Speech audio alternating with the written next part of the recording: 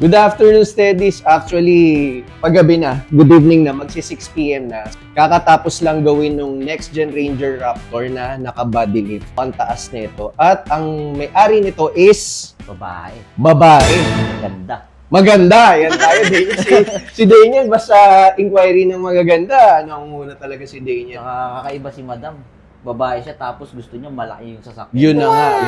Mamaya makikita nyo ang taas na ng Raptor niya. So Daniel, isa-isahin lang natin yung mga nilagay natin dito. Ano nga ba yung mga ginawa natin dito sa Raptor niyo? Nag-grill light tayo, nag-amber DRL, nag-wheel set ng BFG KM3 and fuel. Fuel na size 20. Yes. Tapos nag-body lift tayo. Tapos king spring.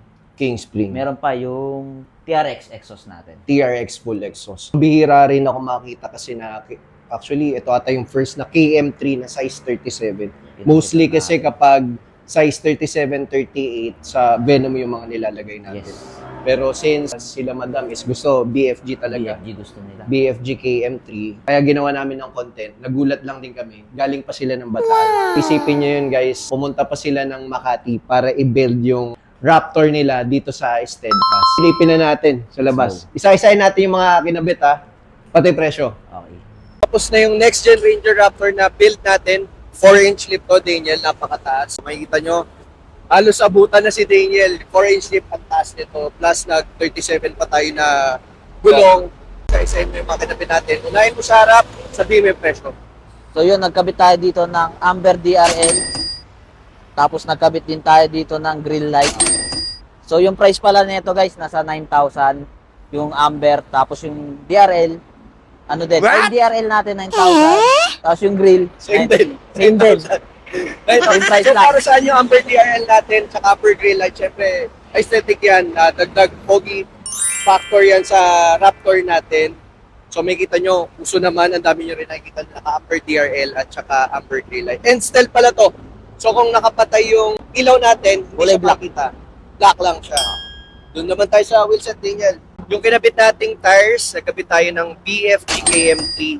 So this is size 37 by 13.5 by rim 20.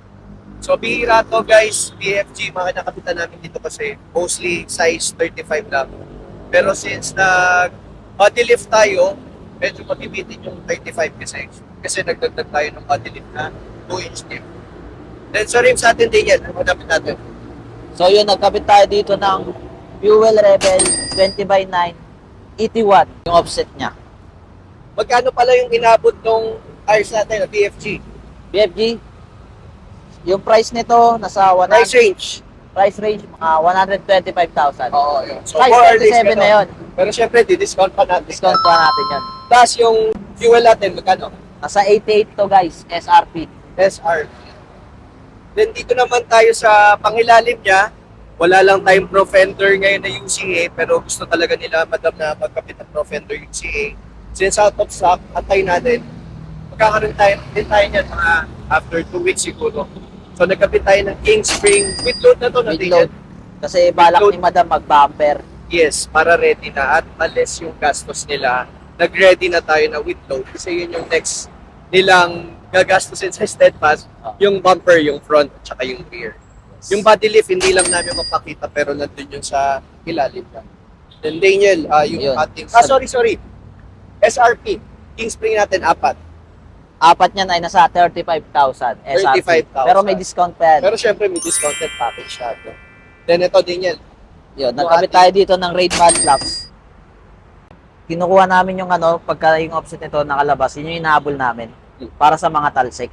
Yes. And oo nga pala, ihabol ko, yung rim ni boss is 8001. Yes, ET01. 8001, 20 by 9. 20 by 9. 20 by 9. So, ayan. Ikita nyo, sakto lang yung offset natin dun sa pagkakalagay natin ng mud flap. mud flaps. Nagkabit tayo dito ng full exhaust TRX dual exit. Dual exit. Ano ba yung dual exit, Daniel? Pakita mo. Para siyang B6, Nice. kabilaan yung exhaust niya. Kagaling sabi ni boss, meron na siya nung roof rack niya at saka nung key. Pero tingnan natin, baka papalitan. So, pasok na tayo sa loob, Daniel.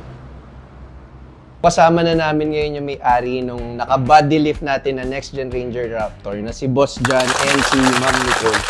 Boss, kamustahin ko lang kayo nung nakita nyo yung Raptor nyo. Kamusta from stock? Ngayon, ayan, ang ganda ng itsura. Okay, kuya. Nakakalakas ng ng wrist. Sobra.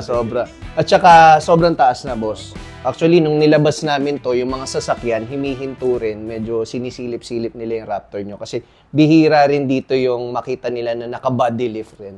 Kasi mostly dito sa amin, boss, 2-inch lift. Pero may mga ginagawa rin kaming naka-body lift dito. May mga kulang pa pala tayo, ma'am. May mga kulang pa tayo. Kagaya ng UCA namin, since wala lang stock ngayon, pwedeng to follow yun, boss. Pero pwede pa naman natin gamitin yan kahit wala yung UCA. Boss, question lang, bakit mo napili ang Steadfast? Bakit niyo napili ni ma'am? Ayun. So, nagbo-browse ako sa internet, syempre, number one. Tapos nakikita ko yung mga Raptor palaging dito sa Steadfast. Kaya ayan, pinili ko yung Steadfast. Ang ganda ng art piece. Ganun. Salamat, ma'am. Salamat. And sila, madam, is from Bataan pa. Nakakatuwa, boss, dinayo nyo kami. Mga boss, dinayo nyo kami dito para gawin yung Raptor nyo. Meron din naman kasi mga shop sa North, pero ito yung pinili nyo. Thank you very much, boss. And boss, naka-ready na yung rig natin. Naka-coils na yun with load kasi planning nyo ron na mag-bumper din.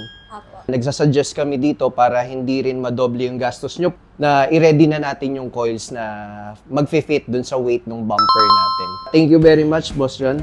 Thank you. Ma'am, salamat sa dayo. Daniel, invite mo na sila dito sa shop natin. So yun guys, kung gusto nyo ng mga ganitong build, visit lang kayo dito sa Steadfast Auto Works Makati. Osmeña Highway. Follow nyo kami sa Facebook, TikTok, Instagram, especially sa YouTube namin. Like, share, and subscribe. Like, share, and subscribe. Thank you.